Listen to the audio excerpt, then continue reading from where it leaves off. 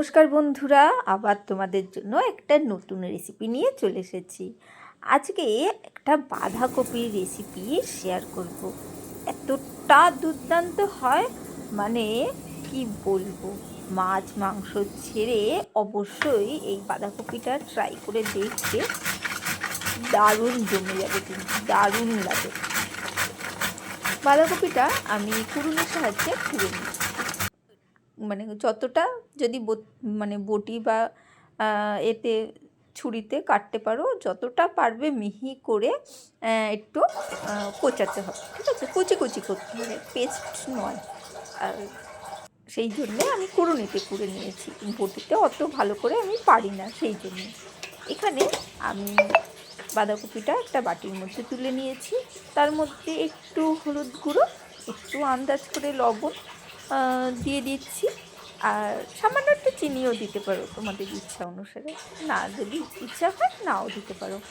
আর এখানে দিয়ে দিচ্ছি বেসন 2 চামচ মতন। তোমরা তোমাদের আন্দাজ মতন দেবে, প্রথমে 2 চামচ দেবে অল্প করে, তারপরে যদি লাগে তারপরে দেবে। আর চালের গুঁড়ো দিচ্ছি 2 চামচ মতন, ঠিক আছে?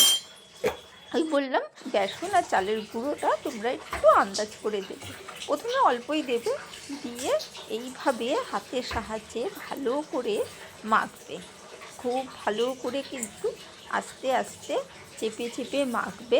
দেখবে বাঁধাকপিতে যেহেতু লবণ দেওয়া হয়েছে না, দেখবে আস্তে আস্তে বাঁধাকপি থেকে একটু জল বেরাচ্ছে, আর সেই জলটা এইখানে ওই চালের গুঁড়ো আর বেসনটা আস্তে আস্তে কিন্তু সবটাই টেনে নিচ্ছে, ঠিক আছে? তারপরে আমি ভালো করে চেপে চেপে মেখে, এই দেখো হাতের সাহায্যে এরকম চ্যাপটা চ্যাপটা চপের মতন কিন্তু আমি গড়ে নিচ্ছি। একদম দেখো, এই দেখো ছোটো বড় নানা সাইজের কিন্তু চপ চপ মতন করা হয়ে গেছে। করে রেখে এখানে আমি ফ্রাইং প্যানে তেল বসিয়ে দিয়েছি, খুব ডুবো তেলে আমি ভাজবো না।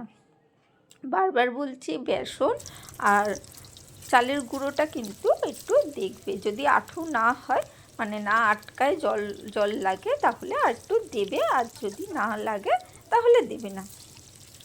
এইভাবে ভেজে সুন্দর করে আমি এপিট ওপিট করে ভেজে তুলে নিচ্ছি। এর মধ্যে তোমরা লঙ্কার গুঁড়ো, নানা রকম গুঁড়ো মশলা সব কিছুই দিতে পারো, কিন্তু এইভাবে সিম্পলভাবেও কিন্তু করতে পারো।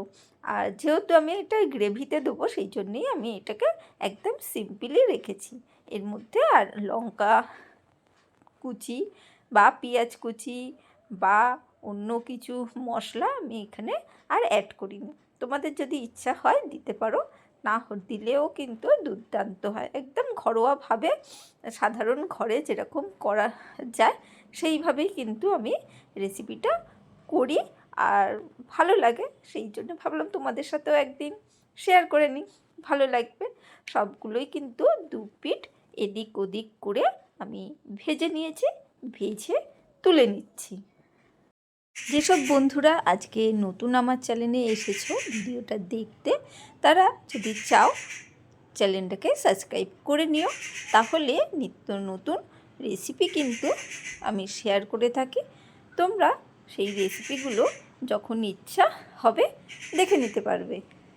এখানে একদিকে বড়াগুলো ভেজে তুলে নিয়েছি, আর যে কটা বাকি ছিল সে কটাও আমি দিয়ে দিচ্ছি, দিয়ে কিন্তু ভেজে নিচ্ছি। আর একদম কিন্তু কম তেলে কিন্তু আমি ভেজেছি, এইভাবে একটু ভাজার চেষ্টা করবে, বেশি তেল দেওয়ার দরকার নেই।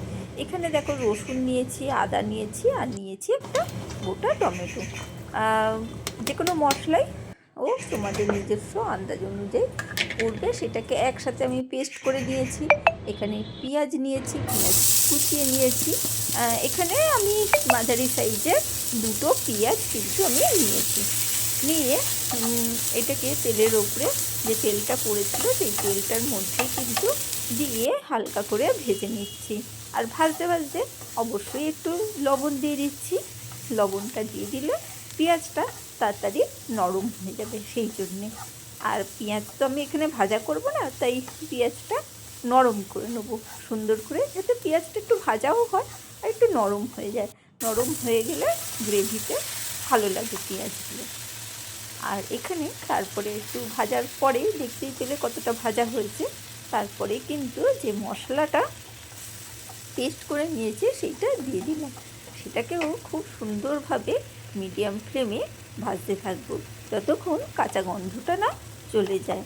আর ভাজতে ভাজতে এটার মধ্যেই দিয়ে দেবো একটু হলুদ গুঁড়ো, একটু লবণ আন্দাজ করে, কারণ পেঁয়াজ ভাজার সময় লবণটা দিয়েছি।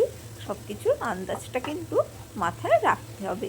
আর যদি চাও অল্প অল্প করে খুব সামান্য পরিমাণ লবণ দেবে, তাহলে কিন্তু হয়ে যাবে। আর এখানে একটু দিয়ে দিচ্ছি লাল লঙ্কার গুঁড়ো। ওই অনুষ্ঠান হয়েছিল, পিকনিক হয়েছিল, সেই লঙ্কার গুঁড়োগুলো প্যাকেট রয়ে গেছে, তাই এখানে আমি লঙ্কার গুঁড়োটা ব্যবহার করছি। না হলে তো লঙ্কার গুঁড়ো ব্যবহার করা হয় না। আর যদি না চাও লঙ্কার গুঁড়ো দেবে না, এমনি লঙ্কা পেস্ট করে দেবে। আর এখানে দিয়ে দিচ্ছি একটু টক দই। টক দই দিয়ে একদম গ্যাসের ফ্লেমটা লো করে আমি কষাবো।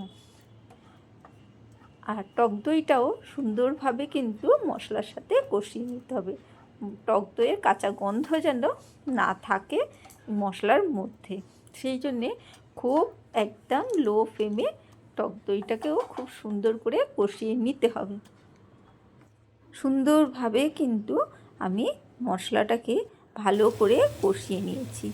কষিয়ে নেওয়ার পর দেখো সামান্য কয়েক দানা চিনি এর মধ্যে দিয়ে দিয়েছি, কারণ এখানে টক দই দিয়েছি, ওখানে টমেটো দিয়েছি, তাই একটু চিনি দিতেই হবে।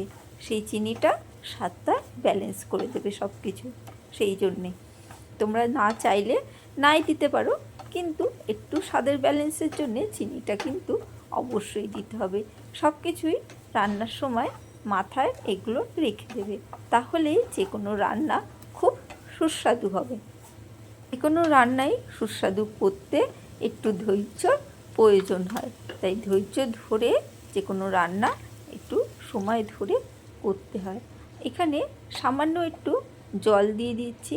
জল দিয়ে আগে মশলাটাকে ভালো করে মিশিয়ে নিচ্ছি, তারপরে গ্রেভি অনুযায়ী জলটা এরপরে দিয়ে মেশাবো।